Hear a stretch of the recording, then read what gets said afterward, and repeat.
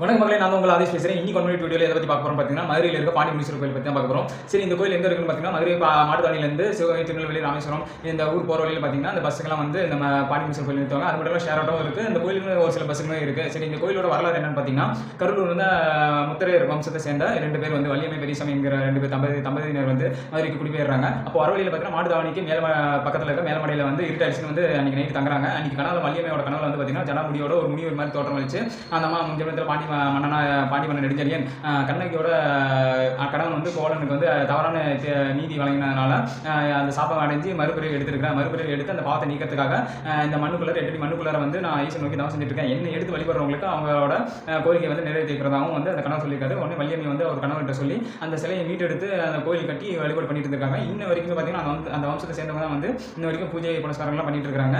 இந்த கோயிலோட சிறப்பு என்னன்னு பார்த்தீங்கன்னா, இந்த கோயில் வந்து தடைப்பட்ட ரொம்ப நாள்பட்ட காரியம் எழுதிட்டே இருக்குது, தடைப்பட்டு இருக்குது, கடன் பிரச்சனை இருக்குது, இந்த மாதிரி நிறைய பிரச்சனை இருக்கவங்க அவங்க வேண்டுதல் பலிதாகணும் இந்த கோயில் வந்து வழிபட்டு போயிட்டு இருக்காங்க. அவங்க வேண்டுதல் நிறைவேறணும் நிறைய மக்கள் சொல்லியிருக்காங்க. அது மட்டும் இல்லாமல் இந்த கோயில் வந்து வழிபடுறவங்களே மனமுறை வழிபடுறவங்க ஒரு சித்தர் போல வந்து ஒரு சிலருக்குலாம் வந்து காட்சி தந்து அவங்களோட மனக்குறையை கேட்டு அதை நிவர்த்தி செய்யறதுக்கு வழியும் வந்து சொல்லியிருக்காங்க. இந்த மாதிரி அற்புதங்கள்லாம் நிறைய நடந்திருக்குன்னு சொல்லி அந்த ஊர் மக்கள் நிறைய பேசிக்கிறாங்க. உங்களுக்கு இந்த மாதிரி ஏதாவது அற்புதம் நடந்தால் கண்டிப்பாக கமெண்ட் செக்ஷனில் சொல்லிட்டு போங்க.